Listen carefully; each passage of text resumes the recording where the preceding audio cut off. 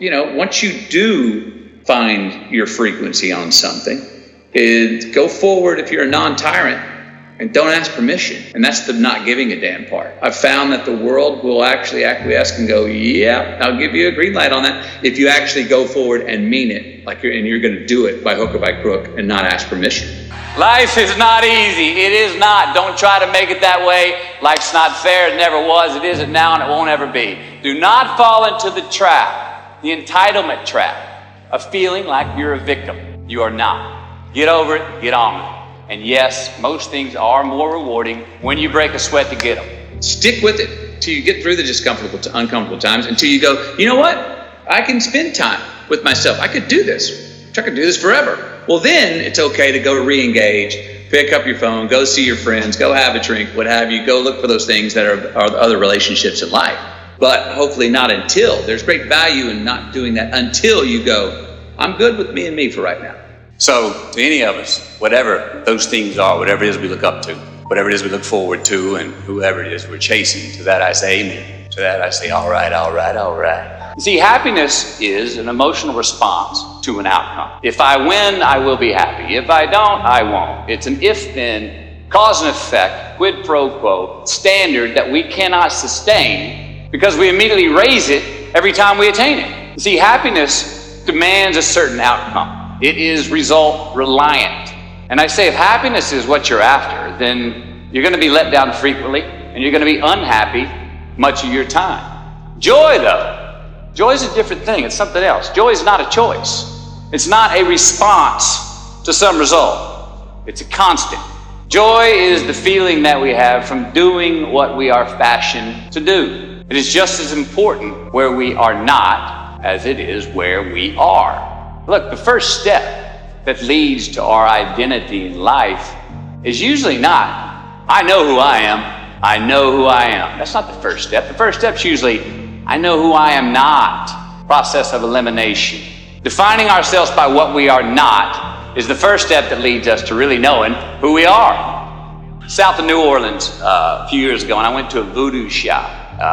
And they had this wooden partition against the wall with these columns. And in these columns were all these vials of these magic potions, right? And the headings above each potion defining what they would give you were things like fertility, health, family, legal help, energy, forgiveness, money. Guess which column was empty? Money. Let's admit it. Money is king today. It's what makes the world go round. It is success. The more we have, the more successful we are, right? Now, I would argue that our cultural values have even been financialized. Humility is not in vogue anymore. It's too passive. It's a get rich quick on the internet, richest 15 minutes of fame world that we live in, and we see it every day. But we all want to succeed, right?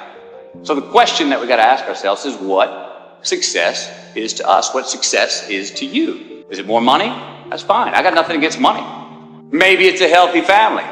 Maybe it's a happy marriage. Maybe it's to help others, to be famous, to be spiritually sound, to leave the world a little bit better place than you found it. Continue to ask yourself that question. Now, your answer may change over time, and that's fine. But do yourself this favor. Whatever your answer is, don't choose anything that will jeopardize your soul. Prioritize who you are, who you want to be, and don't spend time with anything that antagonizes your character. Don't drink the Kool-Aid, man. It tastes sweet, but you will get cavities tomorrow. All right, life is not a popularity contest. Be brave, take the hill, but first answer that question, what's my hill?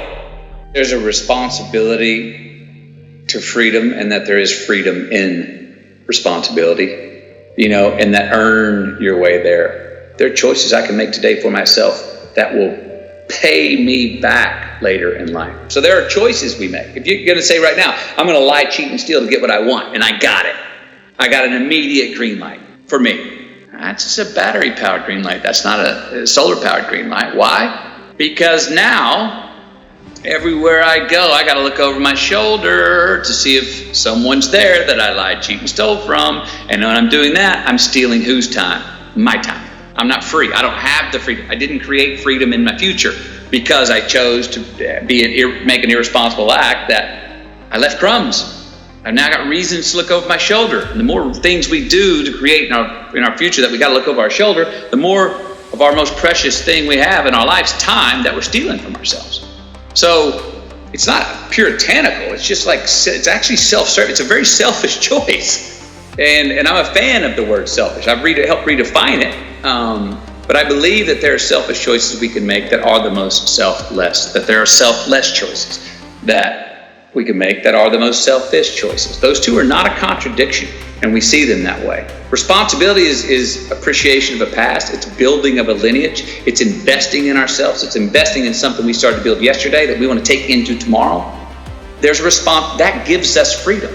So be brave, have courage, and when you do, you get stronger, you get more aware, you get more respectful of yourself and that which you fear.